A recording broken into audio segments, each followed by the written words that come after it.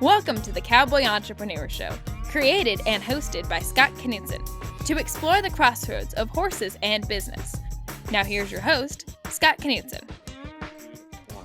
Hi, and welcome to the Cowboy Entrepreneur Show. I'm your host, Scott Knudsen. Whether you're listening to us on KCAA, the NBC affiliate out in California, or watching our podcast on one of our many platforms, we want to thank you. Welcome to the show. We have a terrific guest today, Katja Elk. Katja is a certified master coach. She's a horse trainer in dressage and natural horsemanship. She founded Win Horse Coaching, great website. And she's also a former executive in the entertainment industry with Paramount and Disney, among others. Thank you so much for being on the show. Thank you so much for having me, Scott. It's such a pleasure. Oh my goodness. I felt like I wish everybody could be listening and seeing what we were already talking about. I was having so much fun just I know, talking to you. Same here. The same here. Absolutely. Oh my goodness. So you were born in Germany. Yes. And could you just tell everybody, maybe that hasn't been to Germany, what was that like?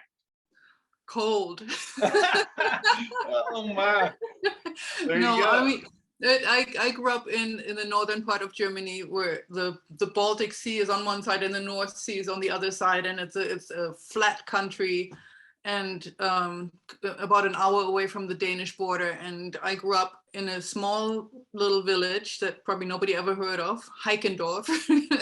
Okay. And my life was from early childhood on about horses, because that's just what people do and what kids love to do around that area. And I had a lovely brother who, my whole family they were all into sailing, because you live by the water, there's a lot of that going on. And then it's also, it's horses. There are riding schools on every corner, and if you don't have anything better to do on a Sunday, you go out and with your friends and you ride by the beach. And wow, how beautiful. Very idyllic, very very wholesome, not a lot of big city kind of stuff, and rules and regulations, as everybody knows who grows up in the country. You don't leave the animals unfed or anything, so you learn about responsibility early on. And I mean, I couldn't have wished for anything better. Oh, that's so wonderful. So wonderful. So was it horses only for you, or did you have other activities? I traded. My mother always said, you can't just do horses. That's just not, right for a quote unquote young lady. And so she said, no, you must also have tennis lessons, and you also have to have classical ballet and gymnastics. Wow. And some other things. And I always said, okay, I'll do one tennis lesson for one riding lesson. Yeah, there you go. Keep the balance. Yeah, border a little bit. That's good. Yeah. So no, it's. I mean, one should be so lucky to have so many options. Yes, that is awesome. That is awesome. Yeah. So you wrote English over there in Germany? Yeah. Yes. Wonderful. And so when you're a kid over there, you start out, with ponies. I personally wasn't allowed to ride ponies, because I was very early on sort of taken under the wings of different people who said, oh, this one has a little extra talent perhaps, so don't let her ride ponies, that will screw up her seat, warm bloods from the beginning. And you just do vaulting, which was another thing that we would do, gymnastics on a horse that walks, trots, and canters in a circle. And it is really good for learning your balance and learning how to fall off properly, which you do plenty of. Yeah. Oh my goodness. So what brought you to the United States? Was it school or work? No. So I met an American gentleman through friends in a performance club, in a performance theater. And we connected, we sort of fell in love, and how these stories unfold. Yes. I don't know. I mean, I had always felt like I wanted to explore the world. I didn't feel like I needed to stay necessarily in Germany. And so when I was 26, I got married and moved to San Francisco and started working in an advertising agency that I didn't even know at the time was one of the biggest for health products and services. And it was amazing. It was an incredible start, living in a different country and working as a graphic designer is how I started out, as a junior art director, slowly climbing the ladder, and that's how it started. Yeah. Wow. Yeah. So when you were doing that, were you able to ride when you started this new career? No, and that was really one of the not so great parts of it. San Right. Francisco is more of a city, and once you get wrapped up in this flow of work and the world of advertising and deadlines and late nights and no weekends and there was no time, and I think also slightly overwhelmed, having to deal with all of this in not my first language. Right. And everything is so quick, and everybody's So talking fast, and everybody's laughing all the time when I didn't know that I had said something funny. I can relate. So yeah, but I remember the first time I called a vacuum cleaner a dust sucker. People were like, what? And it's funny in the beginning, and after a while, you're just trying, figure it out, and yeah, but it's no horses in the beginning. That started when I moved. I spent 5 years in San Francisco. Okay. And then my husband decided he wanted to start working in the film industry, and he moved to Los Angeles. I said, I'll give you 1 year to see if you really want to do that. I didn't really want to move at the time. It was a very nice lifestyle, but it's also, it's so all consuming for me. I couldn't even imagine to move to Los Angeles, which also, when you live in San Francisco, you're a little bit snobby about LA, like, oh, no, yes, we don't want to live down there. And then, he seemed to like it, and he seemed to, find some work that he was interested in. And then I started sending out some random resumes, kind of half-hearted, and then got a yes from Disney, and they said, wow, come on over. And I did a bunch of interviews with them, and they said, do you want to come and work for us? And so that's how I started moving down there. And then at Disney, one of my first and still to this day best friends, excuse me, was a horse person and a horse lover. And she took me under her wings, and she said, I have a horse, and you need to come, and we want to hear what, Awesome. So, and yeah, so suddenly before I knew it, I worked at Disney and had my first horse in Los Angeles. What a move that was. That was incredible.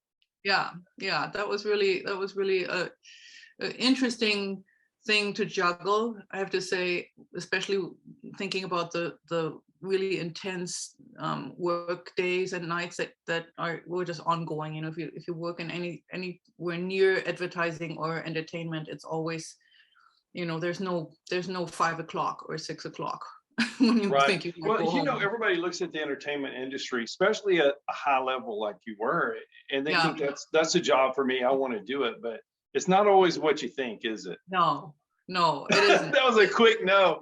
No, it isn't.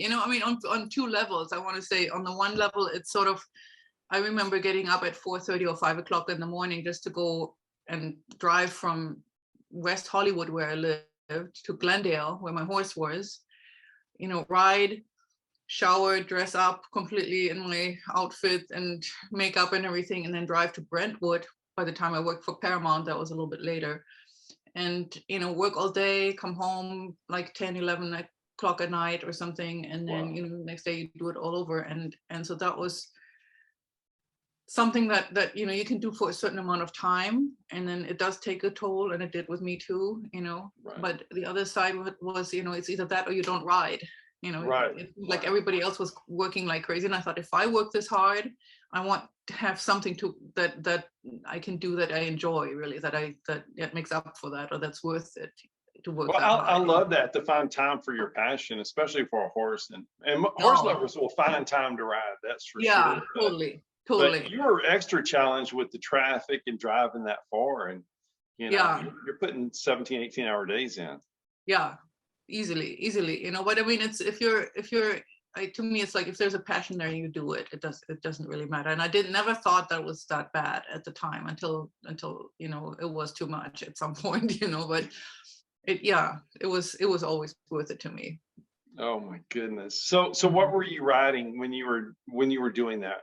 Were you going to the barn and riding English and just Always riding at the English. barn? Yeah. Yeah, always English. I mean, Los Angeles is pretty sort of, I want to say, multicultural in that Mhm. respect. There are a lot of Yeah. people, and early on, I met a dressage trainer who was British. And when you grow up in Europe and England or Germany or I don't know, some of the other European countries, you don't just learn one discipline. Dressage is the foundation for everything, and then if you want to jump, you do that. If you want to go hunt or do other things, you do that. And so dressage is everything, and then you start, like, I jumped quite a bit when I was a youngster. I loved it and enjoyed it, now not so much, but so this dressage trainer I met through my friend from Disney had an accident where he jumped with a horse.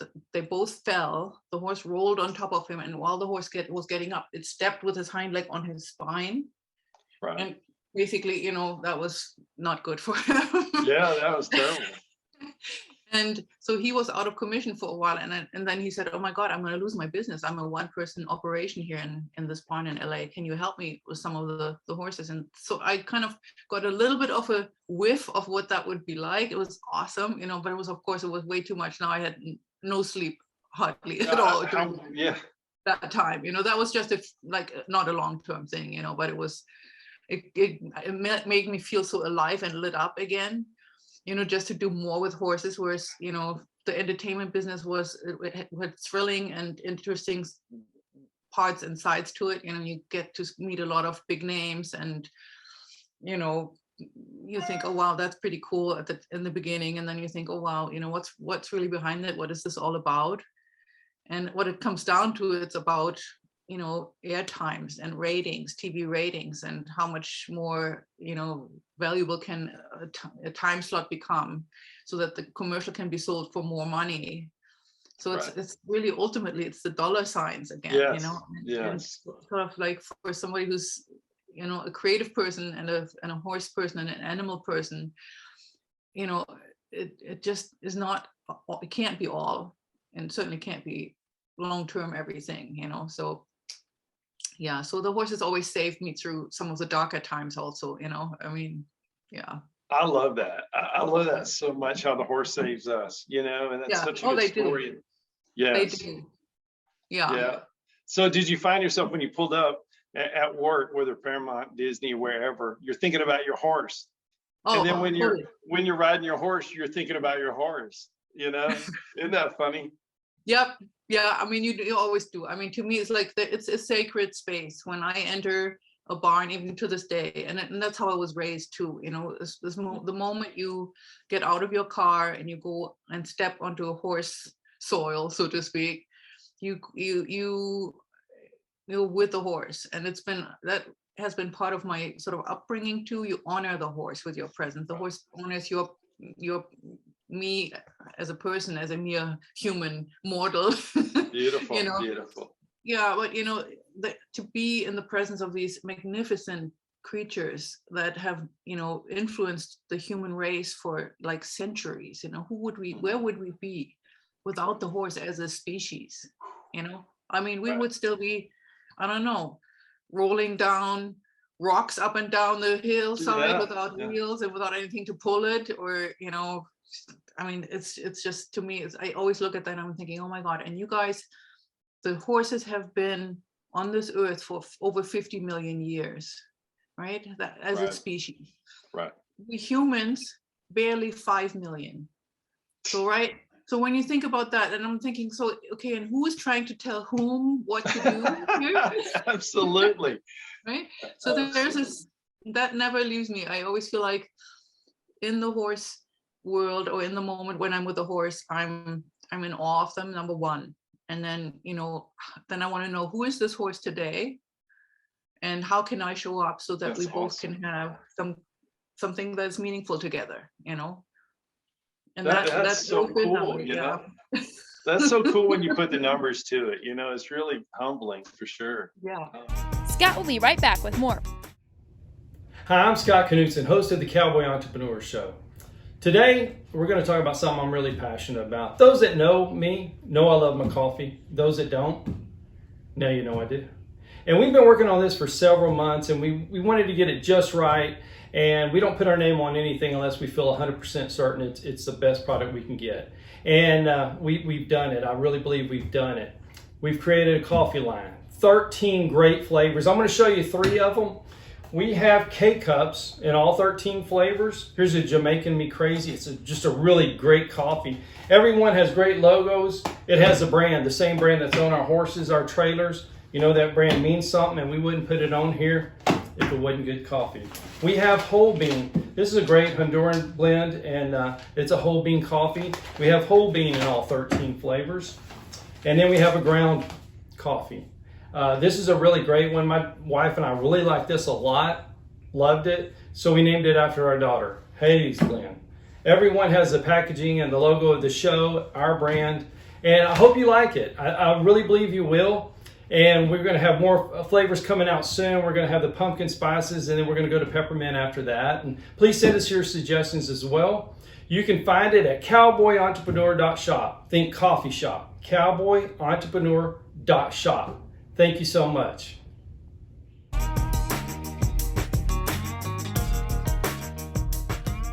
So here's a kind of, it just came to me as we're speaking. So when you're in your executive meetings, you know, at the studio, Right. did something you learned in the horse barn help you with your staff or in that situation, or vice versa? You know, when you're at the barn and you had this person or this situation help you in the horse barn? Yes.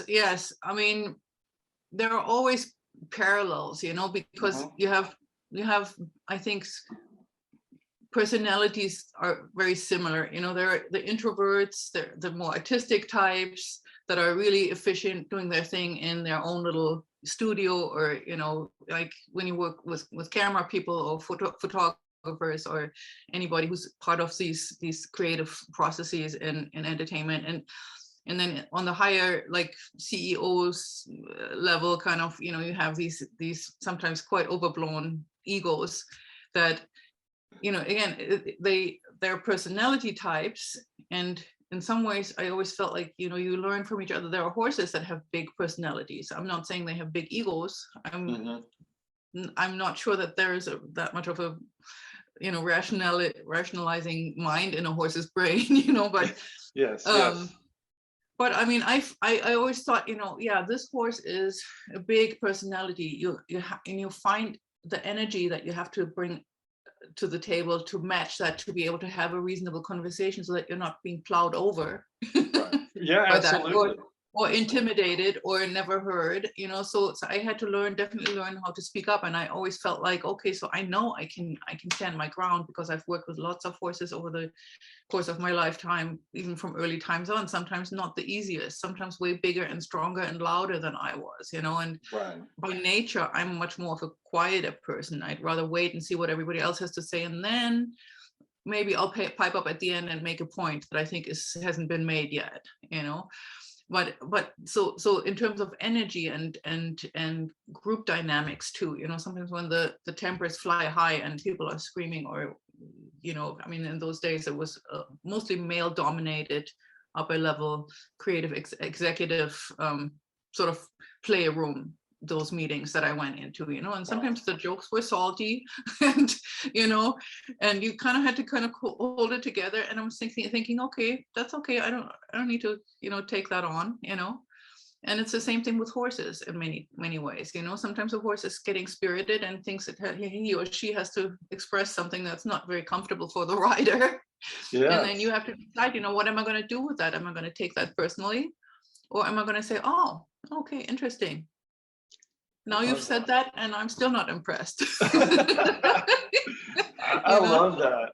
Well, when that gentleman asked you to kind of step up in the barn after he got hurt, and you started teaching some class, helping with the dressage, was there anything there that you learned, like, oh my goodness, I'm going to get to teach, and I'm going to get to, you know, do what I really like? Did you take some of that and put it in the boardroom? Not explicitly, really, because there really wasn't space for that. I think maybe today it would be different, but this was sort of in the mid to late 90s. And the stress level and the sense of urgency is so high. There's no room for saying, hey, let me tell you something. I had some thoughts here, how this might help us with our communications. That was completely, especially as a woman, you just had to be, Right. not, I don't know how to, well, maybe I can give you one story that will illustrate how the sense of urgency and busyness was such a big part of it, so that there was very little room for playfulness or for creativity in that sense of communicating better with one another, So I was in charge to create nationwide campaigns for TV shows, pretty much for Paramount, right? And so it would be billboards and bus sides, and if you go to the underground, what is it called, the subway. Plastered high rises, big huge side billboards everywhere, and then of course we also had these billboards that you drive by when you're on the highway, on a freeway, right. And so all these things always were heated discussions on what could be put onto these pieces of information, basically, that were visuals of what the show was about, and then was maybe the show title, and then there's a few lines of describing the show, and then there's other things that you could add, credits, people who want to be on it. And it was always this big discussion about how much copy can go on a billboard, so that when a driver on a freeway, on a highway at 65 or 55 miles per hour can read, so that they can still read what they're seeing. It's not just a picture flashing by, right? And of course, ultimately, the conversations and the arguments were always about, well, can't we squeeze like one more little paragraph on there? And then you argue, and it's like hundreds of thousands of dollars, if not more, in campaign money. And so the final approval was always with the CEO, right? And he was usually asked to go and drive by a test billboard for the really big campaigns, because then it would go everywhere, all over the country, right? I mean, and this particular time, he was just too busy, and he said he could not drive by and check and do his test drive. And he asked, in all seriousness, that the billboard would be driven by his balcony. His corner office had a balcony that faced Wilshire Boulevard. For those of people who know Los Angeles, it's one of the biggest, famous street roads. Yes, but you can't drive very fast there. So we had to hire this guy who would drive the truck by with this billboard facing his balcony at a good speed, so that he could see whether or not he could read the copy on that billboard, right? And that's sort of like, that's the level of goodness. Yeah, where you think, how, because he was too busy, right? And he, in his head, you could say that's an eccentric CEO, but I can see that from now, like years later, I can see this poor guy he was out of his mind, stressed out. He really didn't think he could go and take a 20-minute drive down the 405 or something. That is awful. Yeah, but that is where, ultimately, the burnout syndrome and everything that that happens to people, including myself, is so common. People have either steep or not so steep career, and it doesn't last very long, and then people are having to take a break. Yeah. So you mentioned yourself, it happened to you, and it happens to other people. You're just successful, but you're running, so fast and for so long. Plus, you're trying to ride horses on top of it. Yes. How did you handle it, or how did you know it? For somebody maybe listening to us on KCAA, or if they're watching our podcast, they're like, "That's happening to me." What did she do? What did you do? How did you realize it? What did you do? Yes. Good question. Thank you. So what happened was that I had worked for too many years at this crazy pace, and you do it and you get so used to it, and it's a mindset, and you don't even think about it, and I started feeling, I didn't think, oh, I'm stressed out, but I started to I couldn't sleep anymore, so I started taking sleeping pills. Then I couldn't wake up anymore, so then I got some pills to wake up. Then I started feeling anxious, and I started having sort of anxiety, panic attacks. Those terms didn't exist in those days. I didn't know what that was. I thought I had a heart attack, and I thought, oh my God, and I was starting to get depressed. when I remember driving to my horse, that was always, everything that I lived for. And it started to become part of the work schedule. It wasn't like, I wanted to go and I wanted to feel good about it, but I just didn't anymore. And it progressively, I was on so many different opioids, that I don't even know. I mean, it was walking like a zombie and functioning like a zombie a little bit, getting through the days somehow. And I had a staff of 25 people, and then outside agencies and creative, vendors and all these people that were looking for me for guidance. And I remember delegating more and more of this work to everybody, because I was just like, I just sat in my office a lot of times and just kind of stared at my computer, and I was like, what was I going to do, And then I remember my divorce proceedings started to happen and unfold in sort of 98, and it was not a friendly process. Right. Many times. And it was just, I think it was that last little straw on the proverbial camel's back, that there was one more thing that I needed to take care of, and I just couldn't. And I remember having one of those panic attacks in my office, and I called somebody in, one of my managers, and I said, can you go and cover for me? I can't go to this meeting. I can't. I think I'm dying here. And then, it was an incredible thing that he did this. He said, you know what, I'm not comfortable covering for you anymore. And by the way, your whole team doesn't like you anymore.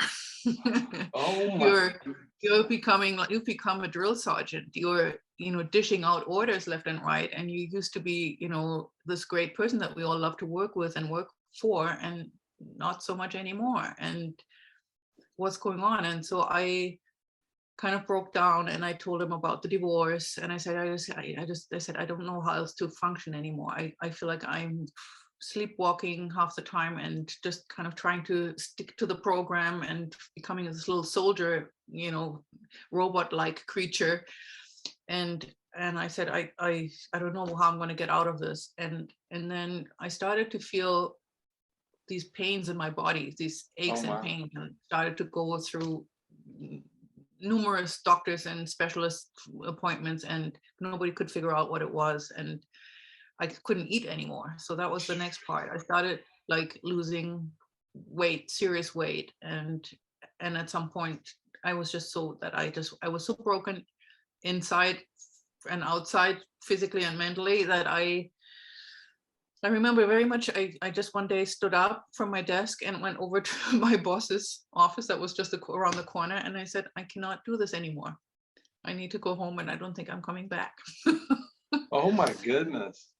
That was it. Yeah, that was pretty hard. And it still seems a little bit like a blur, but from there, I tried to get better. I tried to take some time off. And at first I thought, oh yeah, I'm just going to manage this. And it didn't get better. And I lost more and more weight, and I felt more and more pain, and I was more and more depressed. I took more and more pills.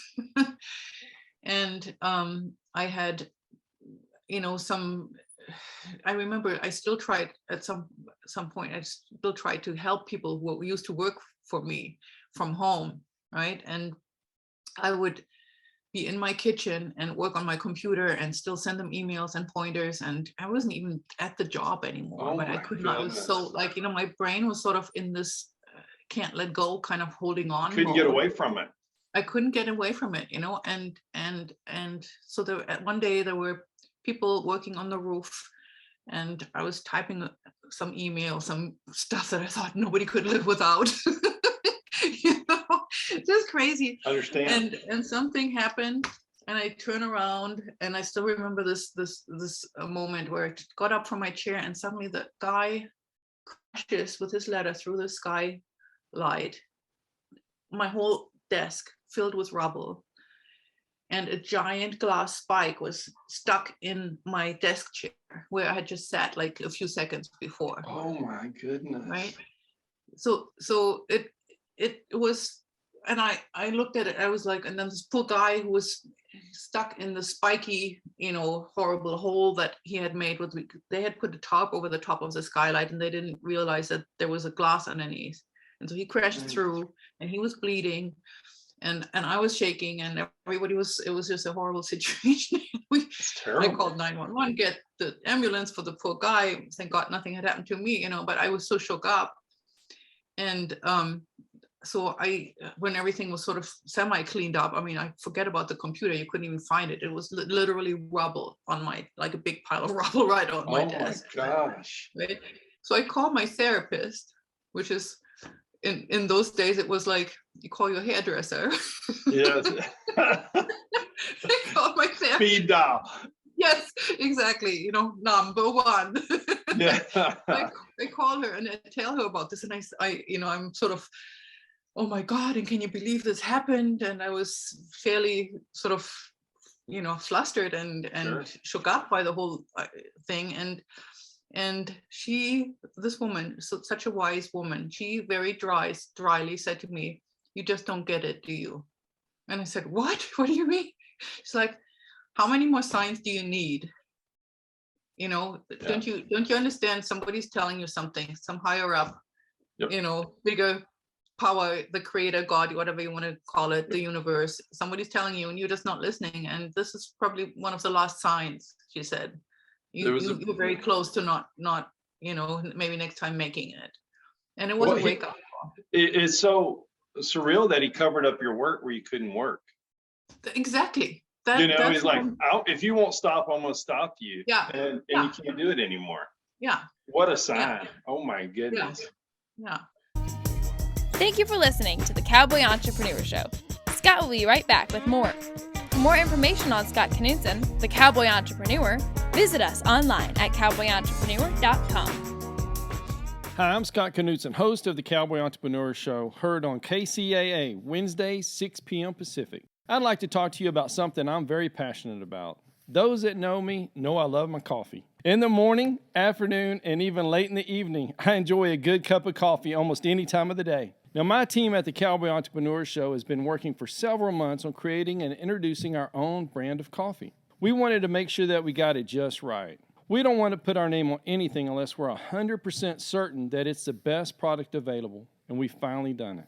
We have created a wonderful line of coffees, 13 fantastic flavors offered in whole bean, ground, and K-cups. Any way you like to brew your coffee. Now, each of our coffees carries our brand, the very same brand that we put on our horses, our trailers, and our chaps. So you know that this is a quality product. And we only use 100% Arabica beans, the very best beans available. Just listen to some of these wonderful blends and flavors. Jamaican Me Crazy, Honduran San Marcos, Chocolate Cherry Amaretto, Breakfast Blend, and my very favorite, Haley's Blend. A coffee so good, we named it after my daughter. You can order these coffees today by going online to cowboyentrepreneur.shop. That's cowboyentrepreneur.shop. And if you order today, you can get an extra 10% off your final purchase just by entering the promo code COWBOY on checkout. Remember, that's promo code COWBOY for an extra 10% off. Just go to cowboyentrepreneur.shop to order your coffee today. So what do you do, not to make a joke of what happened, to dig out of that? How do you start at the bottom, at ground zero again, to get to where you are now? How did you change your life? Well, the first part of it was to admit it. Yeah, that's tough, isn't it? Oh my. Yeah. Really hard. Really one of the hardest things, and so my admitting started happening by talking to my brother in Germany, who is a physician and a surgeon over there. And I very meekly called him and I said, I think I need some help. I can't do this by myself anymore. I can't go grocery shopping anymore. I'm, in a wheelchair by now because my muscles have atrophied so much. And so I don't know, I don't know if I'm going to get back to work. I don't, my people are taking care of my horse, my good friends. And he said, you get yourself on a plane, young lady, and you come to Germany, so, and I did that. And I went, went to Germany, and brother helped me get the medical care to figure out what's wrong with me. And, and then my horse friends and some of my lifelong mentors jumped in and said, we will help you. You're going to get back on your feet. And, I went through months of hospital treatments and stays, and that was hard. But afterwards, they took me under their wings, and they basically dragged me out in the middle of winter and put me on a horse. First thing and said, you're going to ride. Riding heals everything. Riding makes you strong. Riding makes your mind sound again, which obviously I needed lots of that. Yeah. Yeah. Well, it changes your focus. You got to focus on the horse when you're on top of the horse or leading the horse or whatever. Yeah. And it did that, several months of that. And then out of that whole experience of getting my strength back and getting sort of my sense of self back, and being with my family and these incredible horses and horse friends and people that were not judging me for some stupid stuff that I had done and said in the process too. I mean, it happens, and so I realized I did not want to go back to that world again. I didn't want to go to the rat race of entertainment. I didn't want to go to praying to the god of money anymore. Yes. So I thought I want to do something with horses, and I was just 40 at the time, so that was not an early start to finally get to the point with doing something with horses. But I thought, okay, so I know I have my dressage. I always cultivated my riding and had been riding with clinicians and had my mentors and had gone back and forth to Germany a lot of times. All my vacations were Germany with my parents and with horse people. I was always like, it's all about that, And I thought, why have I been given all these great learning opportunities on that end? And now I don't want to go back and just, even if I did something with horses with dressage, I don't want to just go into the conventional avenue where, again, it's all about money, getting them through the levels, educated, and selling them as soon as possible for as much money as possible. Right. So I thought, no, I want to do something where I want to go back to honoring the horse. And how do I do that? So I started to come across natural horsemanship, just as the term. I had never heard of that, and started researching it and found Monty Roberts, who is sort of, he's a renowned natural horseman. Tom Dorrance, the Dorrance brother. There are so many others, that I could name, but, for people who don't know that world, he's sort of like a Steven Spielberg of the horse whisperer, sort of group of horse people, right? Absolutely. And so I read some of his books while I was, recovering still. And then my dad arranged for me to meet with him in Germany. And that was sort of a fluke too, somehow. And I managed to talk him into letting me come to his ranch. And so that's how I had it focus again. I thought, I want to do this. I'm going to get better. And I'm going to go back to California. I'm going to live and work at his ranch in exchange for some of, the stuff that I can offer. Because at that point, I had lost everything. My divorce had gone not in my favor. You're right. Oh, I had nothing. I had no home. I had nothing to come back to. My horse, thank goodness, found a wonderful owner, a lady who clicked with her and sent me an incredibly generous amount of money for her when really I had nothing left, which helped me get started on this next leg of my life. And then I, moved back to California, started living and working at Monty's ranch, and did that for like almost 4 years.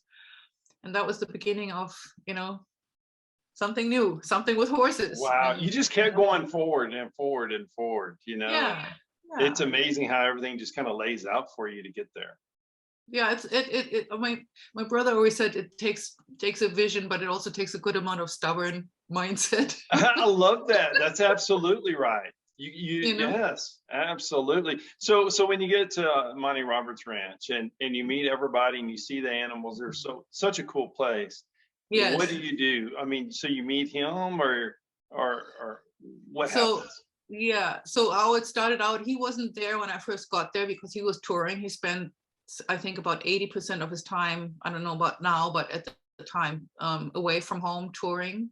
and helping people with horses and doing horse shows and all that kind of stuff. And so I got there and I was just blown away. It was just amazing. He has his operation at the time had a breeding part where they were breeding quarter horses, really nice, high-end, beautiful creatures that I had very little knowledge about, but that I came to appreciate very quickly. And then he had the thoroughbreds. He had a horse, like racehorse training part and operation. And I quickly became friends with the head trainer there. And, some of the retired racehorses that needed some training to just be turned into riding horses, I took some of those on. That was a lot of fun, And then there was the learning center. So that's the center where people can learn about how to communicate with the horse from the ground. And that was sort of became my second home very quickly. Then there was the office part, where I helped with some of the marketing and international advertising and creative stuff. So that was my exchange deal. I said, I'll help you a few hours with that. And I speak more than one language, and that helps too, and there, in exchange, I want to learn everything I can from you. And so I went through his educational program, became an instructor. That was one thing, but also was lucky enough to become one of his pet students. So I got a lot more sort of exposure and kind of special, opportunities to work with very difficult horses, with Mustangs, with behaviorally sort of challenged horses. And I mean, that was like going to college all over for me to, going and learning nonstop breathing and sleeping and nothing but horses. Incredible. What an opportunity. And I love how the horse lifted you, but in the same time, you're lifting the Mustangs and the race horses to repurpose. And that's really cool. Thank you. That's really Thank cool. You. So how do you transition from that to doing your life coaching and win horse coaching and helping others?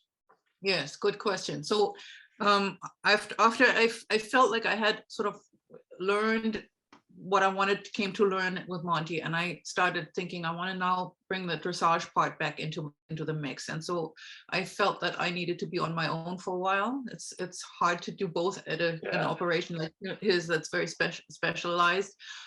And so I started becoming an independent dressage trainer with an emphasis on natural horsemanship and communications and things like that. And I ran into in the beginning, it was incredible. I was so like, oh my God, I'm in my element. I'm getting to help all these different people with their horses. And I found my niche very quickly. And then it started to happen more and more that I felt like, okay, I can help with the horse part real easily, that I can do that in my sleep. I mean, not to say that I'm that great. Understood. Yeah. It was like I felt I had a decent toolbox, right? Yeah. Yes. But then for the horses, I ran into problems with the people. I felt like I couldn't many times. I couldn't help what went on in the rider's head when they were stressing out over performing in a certain way, or what they thought the horse needed to do, and why they were almost owed a certain level of cooperation from the horse without taking that on themselves, that responsibility. And I felt very ill-equipped to deal with the human part of my work. And so I started looking around. I started thinking, what else can I do? And then at this sort of when it almost came to a point where I was starting to be really disenchanted with entitlement issues and all these things where people just buy a new horse just because they can't get along with this one, it's just like, that's the last thing I want to ever hear. Yes, absolutely. It so happened that around, I think it must have been 2013, I got a call from Martha Beck, who is one of the first people who actually coined the phrase life coach. And she's somebody who has worked with Oprah and very many celebrities. And she's a Harvard educated, renowned author and speaker. And she's just an incredible person. And I had met her at Monty's place a few years before. And so she called me up and she said, I'm planning on buying this ranch. north from where you are right now, and we're going to do retreats and life coaching with horses. And I thought, wow, what's life coaching? And I started looking into it and learning about it. And so I found sort of the answer to what I was looking for. I was thinking, how do I communicate more effectively with people? So this is what the answer was. And I took her educational program, became first a regular life coach and then a master life coach, and have done some really lovely work, was able to live and work with her at her ranch for about 4 years. So that was another, college adventure. You've had so many highlights in your life. It's just incredible. Yeah. It was really quite amazing, and I feel very grateful to everybody who's ever taken me under their wings. So now I think it's probably mutual. They're probably glad you went with them. You're too nice. Well. Thank you. Yeah, absolutely. Thank you. So I know that people are listening on KCAA or watching our podcast. They're like, how can we learn more about what you do? And that's where I am in my life right now. How can people find you? What I've been on your websites. I've looked. Yes. What's the best way for someone to find you and maybe take a class from you? The best way is they can Google my name, which is Katja Elk, Katja, and the last name is Elk, ELK, like the deer. Yeah. And you'll come across my websites, and you'll find information about the different parts of my work that I do, and then you can very easily connect. and windhorsecoaching.com is one of your sites, and I thought there's so much great information there. And if somebody takes a class, do they need to travel to you, or can they do it virtual? They can do it virtually. So I'm offering a mentoring program for people who are suffering from anxiety and depression. And of course, it's tied in with horse metaphors and horse wisdom, but it's to me, the horse is such a living symbol for strength and resilience and perseverance and overcoming obstacles and, surviving so many different conditions that we humans really there's no way that we cannot learn from them. If we pay attention. And if it is that bad, definitely they need to reach out to you, through Wind Horse Coaching. But even if it's not that bad yet, and they're just feeling like, I think I'm headed down that road that you went down, it's time to jump in and do something about it before it gets there. Yes, for sure. I think it's a good alternative to, it's not a replacement for therapy. If people really feel that they want to go and, they're really mentally unwell, if it gets to that point, that life coaching is not a replacement for therapy. It's always very important to note, but it is something where you can grow your understanding about how you're functioning. And wind horse, that term wind horse comes from the Tibetan horse people, and they say wind horse is the energy that you feel inside of yourself, that when you're in tune with your wind horse energy, right, then things are going well for you, because your life path is taking you exactly where you're supposed to be. Love that. So that's my mantra, and my wish is to help people raise their wind horse energy so that they find, where they actually belong and where they can, persevere and triumph ultimately, right? How awesome is that? How awesome is that? Windhorsecoaching.com. Windhorse. Now they'll remember. I'm so glad you explained that. What Windhorse is. That's such a great term. And I'm so glad it's in the title of your website for sure. So we're almost out of time. So what's next for you? Are you working on a book? Are you doing more classes, or maybe writing? Yes, everything. I love that. That's the best answer I've ever. Everything. I'm doing everything. Definitely. I have a couple of books in the works. One is a book version of a workbook that I that goes with my mentoring program. And the other one is a memoir that talks a little bit about, all the things that you and I just talked about, my life, but also very much about some people who have been instrumental in helping me, and the insights that I've gained from the horses that are part of my big group of teachers and mentors, and so I hope that's the coming up. That's hopefully the next year or two that I will get those things out and published. And wonderful.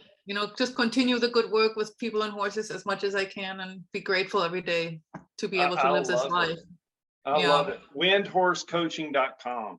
Yes, thank you. Y'all check her out for sure. And thank you so much for being on the Cowboy Entrepreneur Show. And everyone who listened to us on KCAA or watched this on our podcast on one of our platforms, we really appreciate it. Thank you so much for being a guest. And thank y'all for watching and listening to the Cowboy Entrepreneur Show. Thank you so much, Scott. Thank you.